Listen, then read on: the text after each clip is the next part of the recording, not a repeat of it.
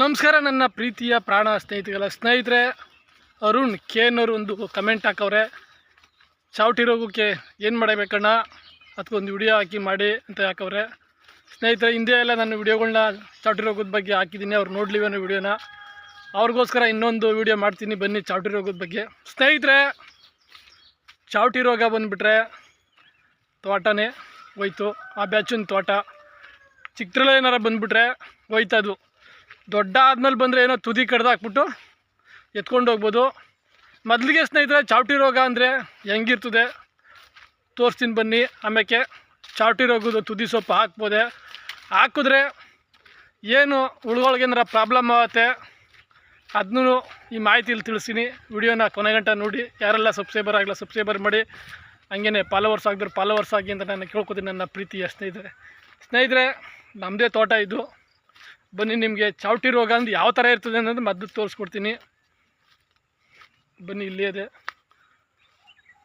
ನಿಮಗೆ ತುದಿ ಕಾಣಿಸ್ತಾ ಇರ್ಬೋದು ಸ್ನೇಹಿತರೆ. ಚಾವಟಿ ರೋಗ ಅಂದರೆ ಈ ಥರ ಇರ್ತದೆ, ನೋಡ್ಕೊಳ್ಳಿ. ಇದಕ್ಕೆ ಚಾವಟಿ ರೋಗ ಅನ್ನೋದು. ನೋಡಿ, ತುದಿಯೆಲ್ಲ ಬಂದದೆ, ಕಾಣಿಸ್ತಾ ಇರ್ಬೋದು ನಿಮಗೆ ತೋಟವೆಲ್ಲ. ಇದನ್ನ ರೇಷ್ಮೆ ತೋಟದಲ್ಲಿ ಸೊಪ್ಪಿಗೆ ಬರೋವಂಥ ಚಾವಟಿ ರೋಗ ಇದು. ಈ ಚಾವಟಿ ರೋಗ ಬಂದರೆ ಸ್ನೇಹಿತರೆ, ದೊಡ್ಡ ಆದಮೇಲೆ ಬಂದರೆ ಏನು ಪ್ರಾಬ್ಲಮ್ ಇಲ್ಲ. ತುದಿನ ಸ್ವಲ್ಪ ಕಟ್ ಮಾಡಿಬಿಟ್ಟು ಹಾಕ್ಬೋದು, ಇಲ್ಲ ಜರ ಕೂತ್ಕೊಂಡಾಗ ಕಟ್ ಮಾಡಿಬಿಟ್ಟು ಸೊಪ್ಪೆಲ್ಲ ಬಲ್ತ್ಕೋತದೆ. ಯಾವಾಗಂದರೆ ನಮಗೆ ಪ್ರಾಬ್ಲಮ್ಮು ಕೆಳಗಡೆ ಅರ್ಧ ಅಡಿ 1 ಅಡಿ ಇದ್ದಾಗ ಬಂದುಬಿಟ್ರೆ ಚಾವಟಿ ರೋಗ ಸೊಪ್ಪು ಹೋಯ್ತು, ಕುಯ್ಯುತ್ತಾನೆ ಆದತ್ತೆ ಆಗಲ್ತು. ಅದಕ್ಕೋಸ್ಕರನೇ ಅದನ್ನ ಹೆಂಗೆ ಕಂಡಿಡ್ಕೊಳ್ಳೋದು ಅಂದರೆ ಚಾವಟಿ ರೋಗನ ಅಂದರೆ, ತುದಿಯೆಲ್ಲ ನೋಡಿ ಬೆಳ್ಳಗಾಗಿ ಎಲ್ಲ ಹೀರ್ಕೊಬಿಟ್ಟು ಅಷ್ಟುಗಾಗೋಯ್ತಿದೆ, ಅದನ್ನ ನಾವು ಚಾವಟಿ ರೋಗ ಅಂತಿದ್ದೀವಿ. ಆವಾಗ ನಾವು ಯಾವಾಗ ಕಾಣ್ಕೋಬೇಕಂದ್ರೆ, ಚಿಕ್ಕದ್ರಲ್ಲಿ ಕರೆಕ್ಟಾಗಿ 1-2 ಇಂಚ್ ಉದ್ದ ಬಂದಿರ್ತದೆ. ಆ ಟೈಮಲ್ಲಿದ್ದಾಗ ನಾವು ಕಣ್ಕೊಂಡು ಬರದೇ ಹೋಗಲಿ ಒಂದು ಸತಿ ಔಷಧಿನ ಸಿಂಪಡಣೆ ಮಾಡ್ಕೋಬೇಕು ನಾವು. ಯಾವಾಗ 2 ಇಂಚ್ ಇರ್ತದೆ, ಗೆಡ್ಡೆಯಿಂದ ಮೇಲಕ್ಕೆ ಬಂದಾಗ 2 ಇಂಚ್ ಇದ್ದಾಗ ನಾವು ಔಷಧಿನ ಸಿಂಪಡಣೆ ಮಾಡ್ಕೋಬೇಕು ಒಂದು ಟೈಮು. 2ನೇ ಟೈಮು 1.5 ಅಡಿ ಬರ್ತದೆ ಮೇಲೆಗೆ. ಅದಾದ 15 ದಿನಕ್ಕೆ 1.5 ಅಡಿ ಬರ್ತದೆ, ಆವಾಗ ಒಂದು ಟೈಮು ಔಷಧಿ ಸಿಂಪಡಣೆ ಮಾಡ್ಕೋಬೇಕು. ತಿರ್ಗಿ ಅದಾದ 15 ದಿನಕ್ಕೆ ಇನ್ನೊಂದು ಟೈಮು. ಅಲ್ಲಿಗೆ ಅಷ್ಟೊತ್ತಿಗೆ ಆಲ್ರೆಡಿ 12 13 ಆಗಿರ್ತದೆ, ಇಷ್ಟೊತ್ತು ಬಂದಿರ್ತದೆ. ಔಷಧಿ ಸಿಂಪಡಣೆ ಮಾಡ್ಕೊಂಡ್ರೆ ಅವಾಗ ಅದಾದ 20 ದಿನಕ್ಕೆ ಹುಳ ತರ್ಬೋದು. ಈ ಥರ ಕಂಟ್ರೋಲ್ ಮಾಡ್ಕೋಬೇಕು.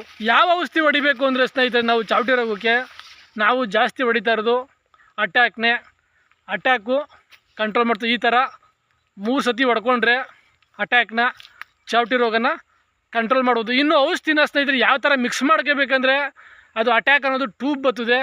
ನೀವೇನು ಮಾಡಬೇಕಂದ್ರೆ, ಒಂದು ಖಾಲಿ ವಾಟ್ರ್ ಕ್ಯಾನ್ ತಗೊಂಡು ಅದಕ್ಕೆ 4 ಲೋಟ ನೀರು ಹಾಕಬೇಕು. ಒಂದು ಅಟ್ಯಾಕು 4 ಡ್ರಮ್ಮು ಔಷಧಿಗೆ ಆಯ್ತದೆ. 4 ಡ್ರಮ್ಗೆ ನೀವು ಆವಾಗ ಒಂದು ಟ್ಯೂಬ್ನ ಒಂದು ವಾಟ್ರ್ ಕ್ಯಾನ್ಗೆ ಹಾಕೋಬಿಟ್ಟು 4 ಲೋಟ ನೀರು ಹಾಕೋಬಿಟ್ರೆ, ಆ 1 ಲೋಟ ನೀರನ್ನ ಒಂದೊಂದು ಡ್ರಮ್ಗೆ ಹಾಕ್ಕೊಂಡು ನೀರು ಹಾಕ್ಕೊಂಡು ಎತ್ಕೊಂಡು ಹೋಗ್ತಾ ಇರ್ಬೋದು. ಅಂದಂಗೆ ಒಂದು ಅಟ್ಯಾಕ್ ಟ್ಯೂಬು 4 ಡ್ರಮ್ಗೆ ನೀರು ಆಯ್ತದೆ. 60 ಲೀಟ್ರ್ ನೀರಿಗೆ ಈ ಥರ ಮಿಕ್ಸ್ ಮಾಡ್ಕೊಂಡು ಈ ಥರ ನೀವು ಔಷಧಿ ಸಿಂಪಡಣೆ ಮಾಡೋದೇ ಆದರೆ ಈ ಚಾವಟಿ ರೋಗನ ಕಂಟ್ರೋಲ್ ಮಾಡ್ಬೋದು. ಈ ಔಷಧಿ ಬಂದುಬಿಟ್ಟು ಸ್ನೇಹಿತರೆ, ಕುಡಿಗೆ ಹುಳ ಬಿಡ್ತಲ್ಲ ಅದನ್ನೂ ಸಹಿತ ಕಂಟ್ರೋಲ್ ಮಾಡ್ತದೆ ಅಟ್ಯಾಕ್ ಅನ್ನೋ ಔಷಧಿ. ಇನ್ನೂ ಸ್ನೇಹಿತರೆ, ಈ ಔಷಧಿ ಹೊಡಿಬೇಕಾದ್ರೆ ಕಾಯಿಲೆ ಬರೋಕ್ಕೆ ಮುಂಚೆನೇ ಹೊಡ್ಕೋಬೇಕು. ಬಂದಾದ್ಮೇಲೆ ಹೊಡ್ರೆ ಏನು ಪ್ರಯೋಜನ ಇಲ್ಲ. ಒಂದು ಅರ್ಧ ಅಡಿ 1 ಅಡಿ ಬಂದುಬಿಟ್ಟು ಚಾವಟಿ ರೋಗ ಅಂದರೆ ಅದಕ್ಕೆ ಹೊಡೆದ್ರೂ ಪ್ರಯೋಜನ ಇಲ್ಲ. ಈ ಚಾವಟಿ ರೋಗದ್ದು ತುದಿ ಸೊಪ್ಪನ್ನ ಮೇದ್ರೆ ಹುಳುಗಳು ಸಹಿತ ಹಾಲು ದೊಂಡೆ ಹುಳ ದಪ್ಪ ಆಗೋದು ಈ ಥರ ಎಲ್ಲ ಬಂದುಬಿಡ್ತು. ಸಣ್ಣ ಎಲೆ ಇರ್ತವೆ, ಚಿಕ್ಕದಾಗಿ ಎಲೆ ಸಣ್ಣಗೆ ಬಂದಿರ್ತವೆ. ನಿಮಗೆ ತೋರಿಸ್ತೀನಿ ಬನ್ನಿ. ಅವೆಲ್ಲ ಮೇದಾಗ ಹುಳುಗಳಿಗೆ ಎಫೆಕ್ಟ್ ಆಯ್ತದೆ. ನೋಡಿ, ತುದಿ ಇರ್ತದಲ್ಲ ಇದು, ನೋಡಿ ತುದಿ ರಸ, ತುದಿ ಒಂಥರ ಸಪ್ಪೆ ಈ ಥರ ಮೇದಾಗಿದ್ದನ್ನ ಹುಳುಗಳು ಡೇಂಜರ್ ಆಗೋಯ್ತವೆ, ದಪ್ಪ ಆಗೋದು, ಹಾಲು ಮುಳ್ಗಂಡು ಬರೋದು ಪ್ರಾಬ್ಲಮ್ ಚಾವಟಿ ರೋಗ ಸೊಪ್ಪು ಮೇದ್ರೆ ಈ ಥರ. ಅದಕ್ಕೋಸ್ಕರ ಕಡ್ದಾಕ್ರೆ ಒಳ್ಳೆಯದು. ಚಾವಟಿ ರೋಗ ಸೊಪ್ಪನ್ನ ಕಡ್ದಾಕ್ಬಿಟ್ಟು ಸೊಪ್ಪು ಹಾಕ್ರಿ. ಯಾಕೆ ಅಂದರೆ ಈ ಸೊಪ್ಪು ಬಲಿಯಲ್ತು ಎಳಸಂಗೆ ಇರ್ತದೆ. ಅದಕ್ಕೋಸ್ಕರನೇ ಹುಳ ಮೇದ್ರೆ ತೊಂದರೆ ಆಯ್ತದೆ. ಕೆಳಗಡೆ ಎಲ್ಲ ಬಲ್ತಿರ್ತವೆ ನೋಡಿ, ಕೆಳಗಡೆ ಎಲ್ಲ ನೋಡಿ, ಇಲ್ಲಿಂದ ಈಚೆಗೆ ಎಲ್ಲಿಗೆ ಎಷ್ಟು 2 4 6 8 ನೋಡಿ, ಇವೆಲೆಗಳೆಲ್ಲ ಎಳಸಂಗೆ ಇರ್ತವೆ. ಇದು ಮೇಯ್ದಾಗ ಏನಾಯ್ತದೆ, ಹುಳುಗಳಿಗೆ ಸ್ವಲ್ಪ ತೊಂದರೆ ಆಯ್ತದೆ.